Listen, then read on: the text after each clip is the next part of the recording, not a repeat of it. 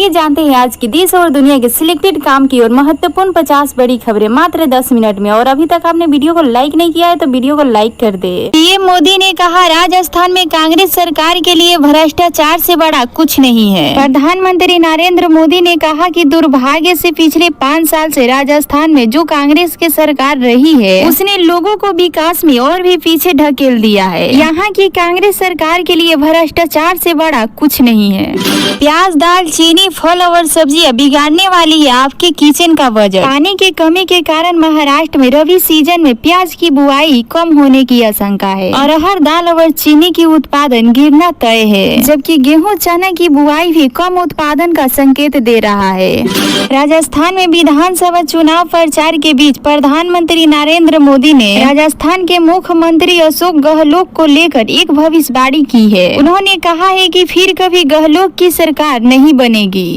पश्चिम बंगाल में ताजपुर के गहरे समुद्र बंदरगाह को लेकर ममता बनर्जी ने जितना बड़ा झटका अडानी ग्रुप को नहीं दिया है, उससे कई ज्यादा मुश्किल विपक्ष और उसमें भी कांग्रेस के लिए खड़ी कर दी है। अब तो राहुल गांधी को खुलकर बताना ही पड़ेगा कि कांग्रेस शासित राज्य में अडानी के कारोबारों पर वे चुप क्यों रहते हैं। सलमान खान की टाइगर 3 बनी अब तक की सबसे बड़ी दिवाली हिट। कमाई के मामले में कई फिल्मों को पीछे छोड़ दिया। सलमान खान देश के सबसे बड़े सुपर स्टार में से एक है और ये बात किसी से छिपी नहीं है। उन्होंने पिछले कुछ सालों से कई ब्लॉकबस्टर और सुपर हिट फिल्में दी है। हाल ही में सलमान खान ने अपने फैंस और ऑडियंस को सबसे बड़ी एक्शन थिएटर टाइगर 3 के साथ एंटरटेन किया है।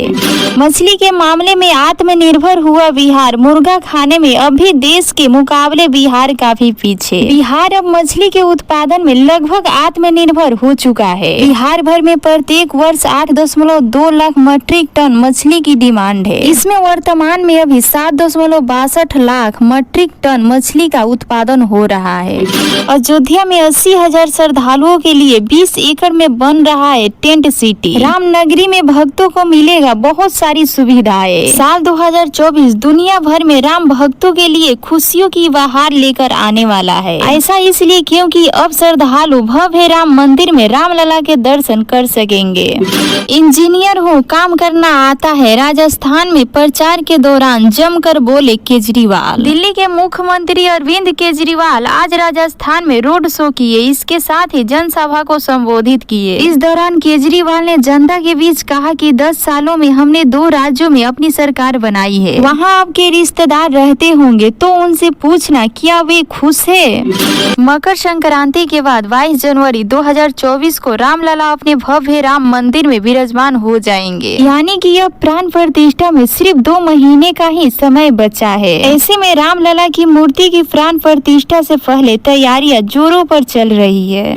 प्रधानमंत्री नरेंद्र मोदी की सरकार जनता की सेवा के लिए प्रसिद्ध है। आज भी देश में ऐसे लोग बहुत है जो अपनी आर्थिक स्थिति कमजोर होने के कारण खुद का घर बनवाने और पुराने घर को मरम्मत कराने में सक्षम नहीं है। ऐसे नागरिकों के लिए केंद्र सरकार द्वारा प्रधानमंत्री ग्रामीण आवास योजना का शुभारंभ किया गया है। इस योजना को पीएम मोदी ने 2015 में लॉन्च किया था।